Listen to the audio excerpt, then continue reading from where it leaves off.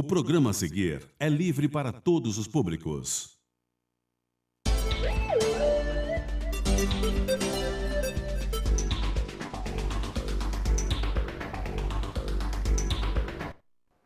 Olá, iniciamos mais um programa Invista, Aprendendo com Quem Faz, e hoje vamos falar com Vitor Moura, que já foi aí um dos principais cargos lá do Hospital Israelita, né, do Albert Einstein, esteve lá com toda a direção financeira, administrativa sob seu comando, e vem mostrar para nós hoje um novo aplicativo, que é o VidaClass. Daqui a pouquinho nós voltamos para falar com ele.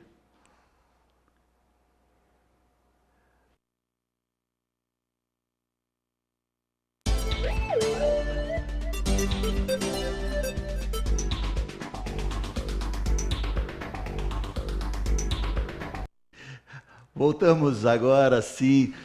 Estamos ao vivo, inclusive, pelo Facebook. Você pode nos acompanhar e mandar aí as suas perguntas, as suas sugestões pelo WhatsApp, pelo 981-420-208. O Invista hoje fala com Vitor Moura, e ao invés de eu ficar falando das qualidades do nosso entrevistado, eu vou pedir para o Vitor fazer um pequeno resumo das passagens aí. Eu acho que uma das principais foi pelo Einstein, né, Vitor? Sim, com certeza. Bom dia, obrigado pela oportunidade de estar aqui, falar um pouco da VidaClass. O Einstein foi, eu diria, quem me trouxe para esse projeto do qual a gente vai falar hoje.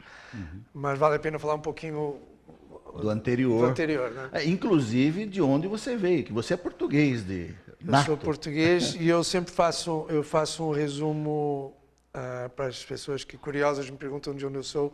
Eu faço o seguinte resumo: eu nasci na Europa, fui criado na África, estudei nos Estados Unidos e trabalho no Brasil. Este é o resumo. É globalizado mesmo, né? Não, eu diria que eu sou privilegiado. Eu estive exposto a oportunidades que pouquíssimas pessoas estão. Então é assim, eu nasci em Portugal, fui criado lá até os 14 anos, vivi alguns anos na África, na época em que Portugal ainda tinha algumas colónias africanas, e acabei saindo da África quando teve a Guerra Civil, e estive no Brasil naquela época, porque metade da minha família na realidade é brasileira. Voltei, fiz o que eu tinha que fazer, já estava estudando na época, e depois comecei a minha carreira então. Comecei a minha carreira na Pricewaterhouse, trabalhei na Price em Lisboa, trabalhei na Price do Rio de Janeiro também. Depois eu estive um tempo nos Estados Unidos, onde eu fui estudar. Quando eu saí dos estudos nos Estados Unidos, ainda fiquei lá e trabalhei um tempo num banco em Nova York. Quando saí de Nova York, voltei para o Brasil. Aí eu fiz outras coisas, inclusive voltei para a Price. Estive na Price em São Paulo de novo. A sua formação é de administrador de empresas? Tá. Você fez a faculdade onde? Em Wisconsin. Wisconsin, tá, nos Estados Unidos. Na Universidade de Madison. Muito bom. E eu voltei para o Brasil, acabei tendo um convite e voltei para a Price, já num cargo de direção. De lá para cá, eu venho me dedicando a projetos, e o meu último grande projeto foi o Hospital Albert Einstein. Eu recebi um convite para ser o diretor financeiro lá, em 2007. Assumi a diretoria financeira, fiquei 5 anos e saí de lá para montar a VidaClass. Vitor, para nós é interessante, é importante para os telespectadores que acompanham o Invista. Aliás, muito obrigado, nossa audiência chegando aí em todos os rincões do estado de São Paulo e algumas capitais. Obrigado pela audiência, e para quem acompanha o Invista sabe que nós sempre perguntamos quais as dificuldades iniciais, porque o empreendedor, como nós brincávamos antes fora das câmeras, né? O empreendedor é um teimoso, ele já nasce teimoso, o teimoso no melhor dos sentidos da persistência, ele corre atrás, mas nem sempre é um caminho asfaltado que a gente percorre, né? Às vezes tem os buracos, tem as lombadas, né? Como é que foi o início, quando lá ainda jovem você fazia faculdade? Quando é que você resolveu, quando é que foi o start para iniciar como empreendedor? Eu diria que a minha veia de empreendedor é bastante recente. Agora, eu trago, acho que do meu próprio DNA, talvez de Pedro Álvares Cabral, esta coisa de desafiar o tempo todo e procurar novidade o tempo todo. Eu já viajei muito, conheço alguns lugares do mundo que poucas pessoas conhecem. De novo, eu tive exposto a oportunidades que poucas pessoas estiveram. E reconheço que ser empreendedor é difícil, não é só no Brasil, em qualquer lugar do mundo. Começar é difícil, a não ser que comece com alguma alavanca ou financeira ou estratégica. Ou até familiar. Ou familiar, que realmente te joga de maneira muito mais fácil no mercado. Mas, enfim, na realidade, eu acho que por todas as circunstâncias que a vida foi me levando, eu fui sendo empurrado para isto, porque, assim, ninguém planeja estar numa guerra durante um tempo, mas eu estive. Isso teve grandes... eu não vou dizer que são prejuízos, mas obviamente me afetou profundamente quando eu estava na guerra, mas me trouxe enormes vantagens quando eu saí dela e fui para a vida, né? Então, eu tive uma adolescência diferente da maioria das pessoas. Eu tive uma adolescência num lugar que não tinha televisão. Eu vejo hoje meus filhos ficam todos dedicados ao iPad, ao iPhone, à televisão. Eu não tinha televisão porque eu estava na África, no coração da África. Então, não tinha televisão, a gente tinha pouquíssimos meios de comunicação. Era uma vida muito mais natural e muito mais desafiadora. E isso te obriga a ser criativo. Porque você tem que ser criativo num ambiente inóspito. Exatamente. Senão você simplesmente não evolui. É uma das características dos países do mundo velho, né? Da Europa. Exato. A grande maioria passou por guerra, passou por privações, não? Exato. E isso leva ao desenvolvimento e leva ao avanço pessoal. Tem pessoas que se entregam, tem pessoas que avançam. Eu acho que sou do grupo que avança. E tive sempre esse desejo de crescer e desenvolver e fazer algo diferente. Neste meu empreendimento atual, tem alguns outros motivadores, né?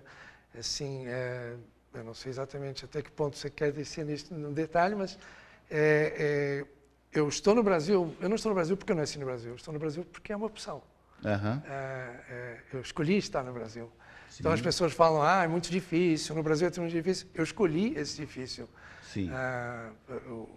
O país onde eu nasci hoje vive um período muito de prosperidade, não grande prosperidade econômica, porque o país é pequeno e tudo mais, mas de prosperidade civil, prosperidade mínima estabilidade da sociedade, uma estabilidade tranquila, é um país que não tem violência, não sei o quê. Mas eu escolhi estar aqui, mas você é maluco, você escolheu estar num lugar onde as coisas são mais difíceis. Eu escolhi estar num lugar onde eu acho que eu posso ajudar, muito mais do que eu poderia lá. E é isso que eu estou tentando fazer. Daqui a pouco nós vamos falar, inclusive, sobre o impacto social desse aplicativo, né? O VidaClass, mas antes disso ainda, falar um pouco mais, você falou até onde vai o detalhe para nós. Todo detalhe é importante, porque atrás dos grandes negócios, atrás das grandes empresas, corporações, existe o ser humano, existe o homem, existe o empreendedor, a empreendedora, que levaram aquele projeto adiante. E quando nós conseguimos dividir isso com o nosso público, falar, né, até passar aquelas mensagens de esperança que nós acreditamos no Brasil, assim como você, nós acreditamos que o Brasil não é isso que nós estamos passando aí, essa corrupção, essas coisas malfadadas, essas coisas que não... A grande maioria do brasileiro é do bem, é trabalhador, é empreendedor. Tanto é que praticamente mais de 90% do que move o país, principalmente da mão de obra, mais de 3/4 da mão de obra formal do país, Vitor, é de pequenas empresas, é de pequenos empreendedores, e é gente que vai atrás. Então, esse é o país que nós acreditamos também. E parabéns pela escolha. Nós queremos mesmo gente do bem, né? O país merece. Eu não tenho dúvida nenhuma disso que você está falando. Quer dizer, eu sempre digo que eu vejo o povo brasileiro como um povo, definitivamente um povo heróico, porque eu não consigo imaginar nenhum europeu levantar às 4 da manhã, andar 3 horas de ônibus, numa temperatura de 40 graus, como é o Rio de Janeiro, em ônibus bastante desconfortáveis, com bastante insegurança no caminho, trabalhar o dia inteiro e voltar com mais 2 horas e meia para casa, num ônibus em pé, com aquele calor que eu quero ver, para chegar ao final do mês e ganhar um salário mínimo. Você pode propor isso a qualquer europeu. Nenhum vai fazer. E os brasileiros fazem isso todos os dias. E o mais interessante, fazem isso sorrindo, que é uma coisa que você também é bastante mais difícil na Europa. É verdade, é verdade. Isso é uma grande realidade. Eu tive a oportunidade de visitar alguns países na Europa, onde encerrava realmente, tinha a hora certa, encerrava, mesmo que eles tivessem lá a família envolvido, mas dava 4, 5 horas da tarde e já parava com acesso a um serviço público de transporte eficiente. Mas isso, acho que são conquistas, né? São conquistas mas isso é o que eu hoje mais admiro no povo. O povo brasileiro tem uma disposição, uma garra para ir à luta, que é uma coisa inacreditável. E eu concordo com você plenamente. É um povo extremamente criativo. Eu sou um apaixonado pelo Brasil. Isso não quer dizer que eu não vejo os problemas. Eu vejo, eu convivo com eles e não sou muito feliz com uma série de coisas. Falando em comparativo, você no início do programa disse também das dificuldades que é você empreender em outros países. Como você teve essa experiência, como você vivenciou essa experiência? Quais uma ou duas características principais que você enxerga diferentes do Brasil e de outros lugares para empreender? O que no Brasil tem mais oportunidade que não teria no mundo velho ou na África, por exemplo? Então, eu posso lhe dar assim 2 exemplos simples, um contra e um a favor. A favor do Brasil, eu diria que a gente tem algo que poucos países têm, que são esta escala enorme de consumo. Assim, o Brasil tem 200 e poucos milhões, 206 milhões de habitantes. Eu entendo que uma boa parte dessa população ainda não está pronta para o consumo, ainda está num processo de evolução, vinha melhorando ao longo dos últimos anos. Com esta crise andou um pouquinho para trás, parou um pouco, mas eu não consigo ver um futuro para o Brasil que não seja um sucesso. Quando eu olho para o Brasil, eu falo, independente do que vão fazer, do que vai acontecer, de que decisões são tomadas em Brasília, o Brasil vai para frente, porque esse país é impossível não ir para frente. A riqueza, a capacidade e esta escala. Então, essa escala é algo que lhe dá uma vantagem enorme competitiva, porque o mundo hoje, tudo no mundo precisa de escala. Se não tiver escala, você não consegue competir. Uma desvantagem, eu diria, por exemplo, se você for hoje a Portugal mesmo, e eu sou suspeito para falar de lá, mas Lisboa hoje é um hub de startups na Europa, e existem apoios de toda a natureza, desde empresas governamentais de todos os países da comunidade europeia, até fundos de investimento, private equities, venture capitals, porque o ambiente é muito estável. Então, todo mundo confia muito no que fazer com dinheiro. E existem fundos a fundo perdido. Então, se você pretende começar um startup, como nós fizemos aqui no Brasil, tem todo o apoio do mundo. No Brasil, a gente não tem todo esse apoio. Mas a gente tem uma escala e uma oportunidade que eu lá não consigo ver. Eu acho que a gente vai bastante mais longe. Entendo. Só para ficarmos na mesma página com o nosso telespectador, quando você fala do apoio que tem, principalmente dos apoios governamentais, eu acho que individuais também das empresas que investem em pessoas que têm possibilidade. Eu vou exemplificar. Aqui nós temos, aliás, em breve nós vamos iniciar um projeto com as FATECs aqui do estado de São Paulo, para mostrar o que esses jovens têm, porque tem muitos jovens que estão nas faculdades de tecnologia, né, que têm projetos maravilhosos e não levam para frente exatamente por falta de recursos.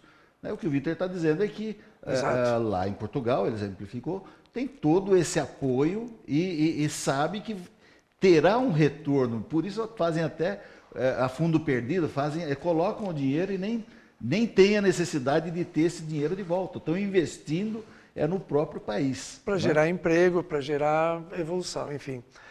No Brasil já existem algumas aceleradoras, todas elas de natureza privada, que estão ajudando bastante os empreendedores a sair para o seu day one. Mas eu acho que tem que haver uma participação um pouco maior das entidades governamentais. Coisas simples como facilitar a abertura de uma empresa, fazer isso em 24 horas por 100 euros, que aqui corresponderia a 400 e poucos reais, ou 400 reais, seriam coisas que ajudariam muito os empreendedores. Com certeza. Vitor, nós vamos fazer um pequeno intervalo e você também. Fique por aí, nós voltamos daqui a pouquinho.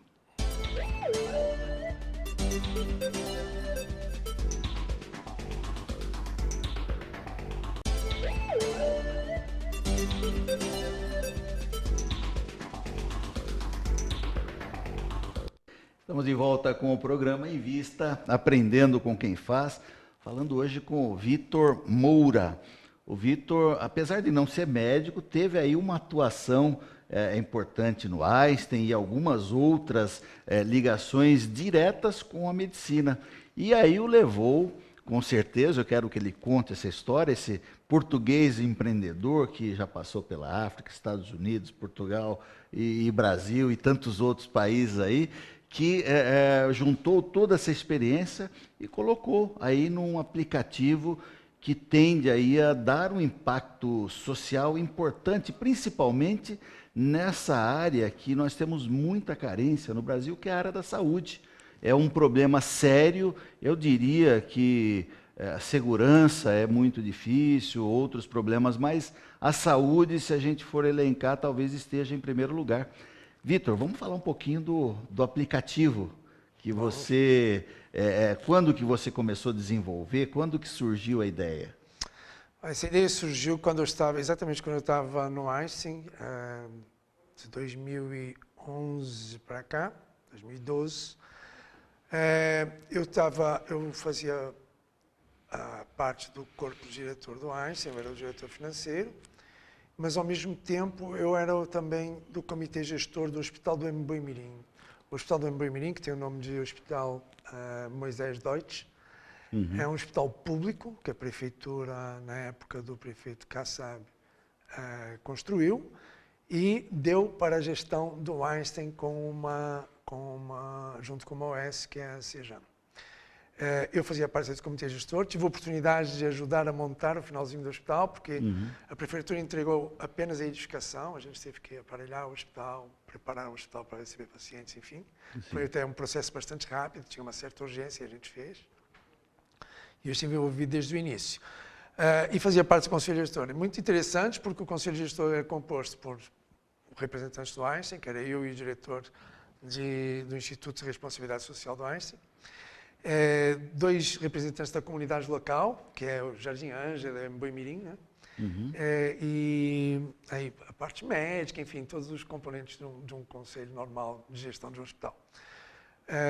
Este contraste entre a medicina praticada no Hospital Albert Einstein, que eu reputo como, assim, sem dúvida nenhuma, um dos melhores hospitais que existe no mundo.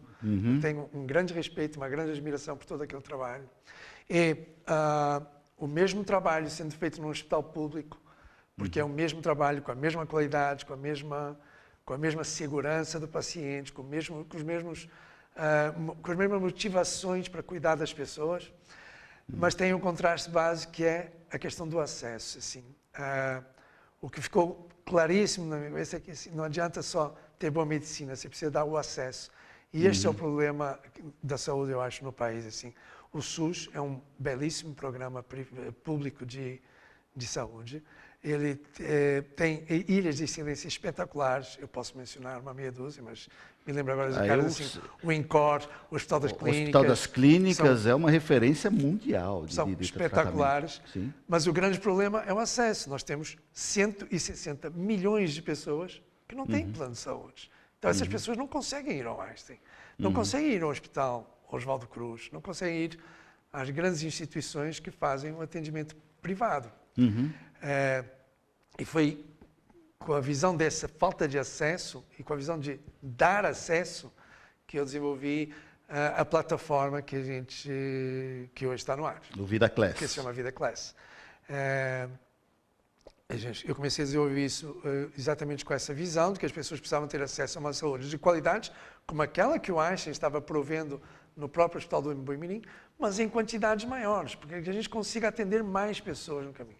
Por outro lado, eu também, por estar no Einstein e nesse outro hospital, eu tive acesso a muita informação do que acontecia, tanto em termos de saúde pública quanto em termos de saúde suplementar. E estes são os dois modelos que existem na cabeça dos brasileiros. Os brasileiros pensam em SUS ou em plano de saúde, seguro de saúde e saúde particular. E talvez esta tenha sido a maior dificuldade na hora de implantar a plataforma. Nós entramos com um modelo que não faz parte de nenhum mapa mental no Brasil. Ninguém pensa numa terceira via. Nós somos uma terceira via. Nós não somos SUS e nós não somos saúde suplementares. Nós não somos um plano de saúde. Nós não cobramos absolutamente nada de ninguém até que as pessoas usem. O que a gente fez foi criar uma plataforma em que as pessoas filtram as suas escolhas do jeito que preferirem, por preço, por distância, por especialidade, enfim, da maneira mais conveniente para cada um. A visão é de empoderamento do indivíduo, o indivíduo exercendo sua cidadania na plenitude, assim. Eu tenho o direito de escolher o que eu quero fazer com a minha saúde. Então, eu escolho o médico, eu escolho o local, eu escolho o preço que eu quero pagar. Na plataforma, pode ser num desktop, pode ser num iPad ou pode ser num aplicativo no smartphone. Na realidade, a gente desenvolveu a plataforma muito mais para desktop na época, porque quando a gente começou a desenvolver, existiam 20 milhões de smartphones no Brasil. Hoje existem 100, ou algo em torno de 100, um pouco mais de 100. Mas na época existiam 20. E acaba virando um vício, né? Porque eu estou aqui na mão, o telespectador não está vendo, mas eu estou com o smartphone, estou com um outro iPad, enfim, e isso é realidade. É né? realidade, assim, na realidade todas as tecnologias estão convergindo para o smartphone. Hoje se faz tudo no smartphone. Eu faço tudo no smartphone. Eu pago cartão, eu uso cartão, faço tudo no smartphone. Vitor, o nosso telespectador que está aí, agora ele está com o seu smartphone, ele tem a operadora, não importa a operadora, o sistema operacional, no meu caso, o meu da App Store, mas tem da Google também, pode entrar na loja do seu aplicativo, você coloca lá para pesquisar VidaClass. É muito simples de cadastrar, eu cadastrei agora há pouco aqui, é rapidíssimo, você pode fazer isso e consultar. Agora sim, vamos perguntar para quem criou mesmo, eu quero colocar na posição do telespectador, né? Olha, eu acessei na minha loja, coloquei lá, pesquisei VidaClass, apareceu, me cadastrei, demorei 10 minutos, é de graça, não demorei nem 10 minutos para fazer isso.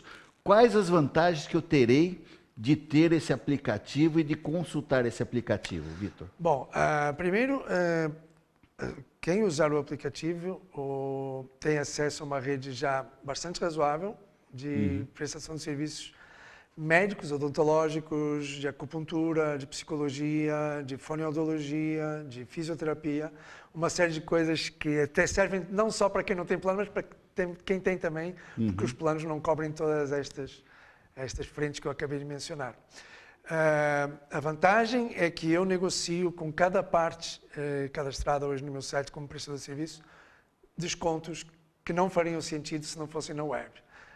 Quando você vai na Gol comprar uma passagem para ir para o Rio de Janeiro, ela custa R$700 na web, custa R$1.000 no balcão. Isto porque entre a web e o balcão há uma série de custos que a empresa aérea precisa assumir. É exatamente a mesma coisa. No nosso caso, como o médico não tem nenhum custo para que o cliente chegue até ele e que ele receba o dinheiro dele em 30 dias, sem nenhum problema, o dinheiro nem passa por nós, eu vou explicar depois porquê, mas como eu tirei esses custos todos, eu não tenho nenhum trabalho, não precisa fazer absolutamente nada. O paciente senta na frente dele, ele atende e ele recebe o dinheiro sem nenhuma discussão, sem nenhuma glosa, como os planos fazem, sem absolutamente nada. Então eu consigo negociar e eu tenho sempre descontos que vão até 70% na plataforma. Isso quer dizer que uma consulta de R$200 que custaria numa clínica, no meu site pode custar R$40 com 70% de desconto. Ou R$60 com 70% de desconto. Então, essa é a primeira vantagem. A segunda é que, e eu não vou criticar, eu, aliás, só tenho elogios a fazer a todas essas iniciativas de outros aplicativos, de clínicas populares, tudo isso vem ajudar a população na mesma direção que a gente quer fazer. Tudo isso tem também o mesmo impacto social que o nosso projeto tem. Mas existem algumas diferenças entre os modelos. No nosso modelo, na realidade, quando você escolhe um médico e gosta dele, ele pode ficar com você para o resto da vida. Que é diferente de uma clínica popular, porque quando você vai numa clínica popular, você é atendido por um plantão. Isso quer dizer que na semana seguinte é outro plantão. Eventualmente pode ser o mesmo, mas você não cria o vínculo com o médico que você pode criar usando o aplicativo da Vida Class. Essa é a primeira vantagem, essas são as primeiras vantagens. A segunda é que nós, por entendermos que as pessoas, além de irem ao médico e saírem com um diagnóstico rápido, com médicos e exames, porque a gente tem todos os exames laboratoriais e de imagem também no mesmo aplicativo, além disso, a gente vê que os brasileiros também não tinham acesso a remédios, a todos os remédios que precisavam por uma questão de preço. Pensámos muito em como fazer isso e conseguimos montar uma assinatura mensal que dá descontos de 60% em 95% dos remédios do receituário brasileiro. Que bom. Numa rede hoje de mais ou menos 22 mil farmácias no Brasil inteiro. Entretanto, como a gente tinha como princípio que isso não pode custar nada ao usuário, você não paga absolutamente nada para se cadastrar, a gente não cobra nada do paciente e não cobra nada do médico ou do dentista. Okay. Vitor, eu vou ter que te interromper. Nós temos, esse assunto é muito gostoso da gente tratar, porque é uma opção que dá uma qualidade de vida melhor para as pessoas. Mas já vai ficar o convite para vir outras vezes e até, de repente, nós, de alguma maneira, explicarmos melhor para o nosso telespectador, quem sabe aí, de alguma outra forma, como funciona esse aplicativo, que eu acho revolucionário. Parabéns, eu incito ao nosso povo que continue brigando para que nós tenhamos uma saúde pública decente como retorno aos impostos que nós já pagamos. Nós não deveríamos precisar de pagar, de usar essas alternativas. Mas já que ainda não temos, olha, veja lá, Vida Class. Consulte, coloque aí no seu smartphone que você não vai se arrepender. Instantes finais para a sua despedida do nosso público, o nosso tempo estourou, Vitor. Fique à vontade.